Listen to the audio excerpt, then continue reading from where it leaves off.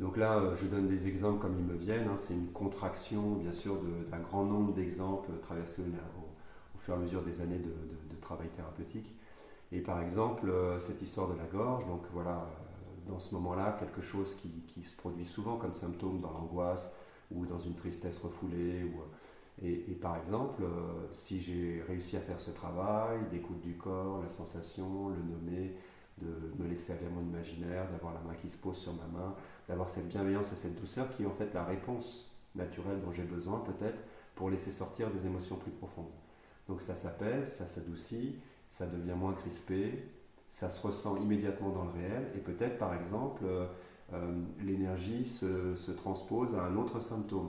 Et comme on continue à écouter dans le corps, imaginons le cas où la douleur sous les yeux. Les yeux deviennent un peu durs, comme là souvent c'est un présupposé avant la tristesse, et donc la personne peut ressentir. Elle peut ressentir maintenant, je sens une espèce de douleur sous les yeux, comme si c'était crispé, comme si, alors souvent la conscience est suffisamment là pour dire, c'est comme si j'avais envie de pleurer, mais j'ai pas envie de pleurer. Donc comme si j'avais envie de pleurer. Donc là pareil, on prend le temps, et donc peut-être la personne a des représentations sur le fait de lâcher prise, d'être un poids pour l'autre, d'être dans la plainte, d'être faible, et donc ça l'empêche de pleurer, il y a quelque chose qui freine. Mais si on prend le temps d'écouter, on est un peu plus bienveillant, on a déjà commencé avec la gorge, on va continuer avec les yeux, de quoi j'aurais besoin? C'est souvent une question que je pose. De quoi vous auriez besoin? Et donc, ce besoin, par exemple, ça pourrait être dans l'imaginaire, dans cet espace de transe où je continue à écouter ma respiration, je continue à écouter sous mes yeux.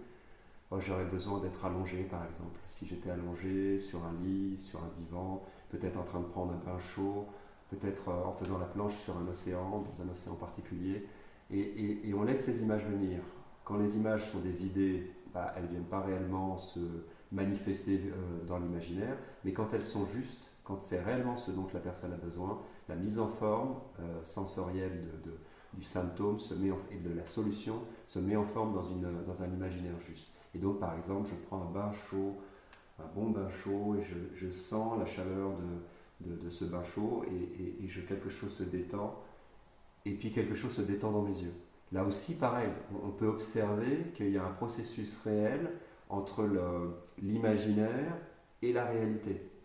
Et ce processus réel, c'est que ça a un effet physique réel dans le corps. Je dis souvent, à un certain point de vue, le cerveau ne fait pas la différence entre l'imaginaire et le réel. C'est ce qu'on observe dans les réalités virtuelles. C'est-à-dire que finalement, si on lui donne des informations particulières, il a tendance à recréer ça comme étant un élément de réalité. Et on peut se mettre un masque sur le visage avec une réalité alternative, réalité virtuelle, et donner l'impression qu'on est en train de chasser un lapin alors qu'on est dans une pièce en tenant un bâton. Voilà, ça c'est la réalité virtuelle. Mais ça marche dans cette réalité virtuelle naturelle que propose l'inconscient et l'imaginaire. Donc qu'est-ce qui se passe? Je suis dans mon bain chaud, je sens que ça me relâche, ça me touche, je suis dans mon imaginaire virtuel, et donc ça marche comme si mon cerveau captait que c'était une réalité. Et donc là, du point de vue sensoriel, même si c'est subjectif, du point de vue sensoriel, c'est réel. Et je sens dans cette réalité que quelque chose se détend sous mes yeux et des larmes se mettent à couler. Et là, l'émotion qui était refoulée, qui était bloquée dans le corps, au niveau de sous les yeux, se lâche. Et l'eau de mes yeux se mélange par exemple avec l'eau du bain. C'est un ensemble d'exemples, mais j'ai vu ça tellement souvent et c'est tellement frappant de simplicité quand la dynamique thérapeutique le permet, bien sûr. Hein, vous verrez dans d'autres dans des vidéos futures. Dans des vidéos futures, je vous montrerai tous les cas de figure dans lesquels ça ne marche pas, notamment quand le mental très fort a tendance à ne pas vouloir entrer dans la réception du corps.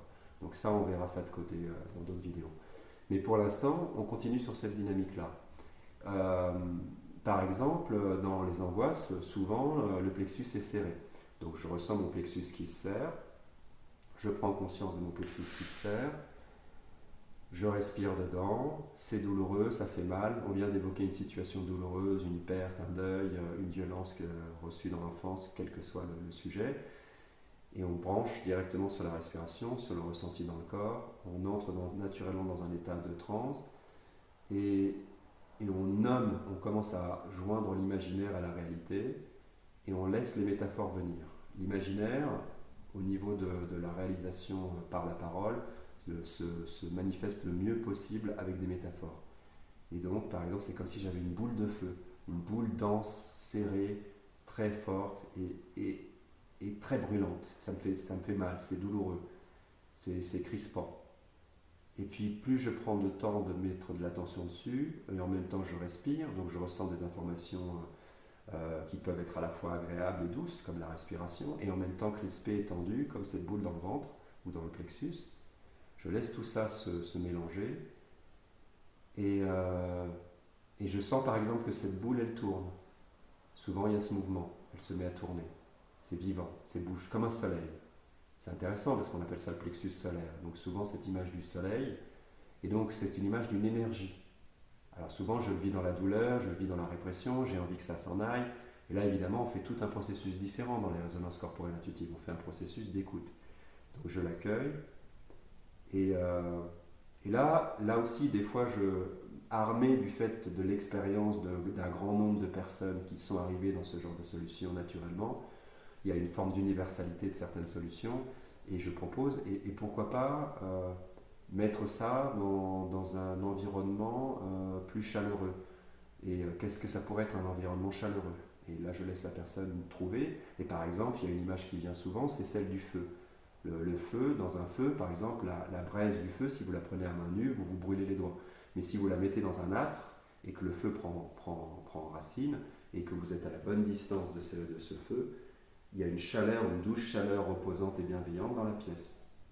Donc la personne, souvent, ça arrive, elle peut se mettre à ressentir, voilà, je place ça, j'ai l'impression que je peux imaginer que mon corps se transforme en une cheminée et que cette boule de feu, elle est dans l'âtre de la cheminée, et je mets du bois, du petit bois, du gros bois, des feuilles de papier, et ça a un feu qui commence à prendre la cheminée.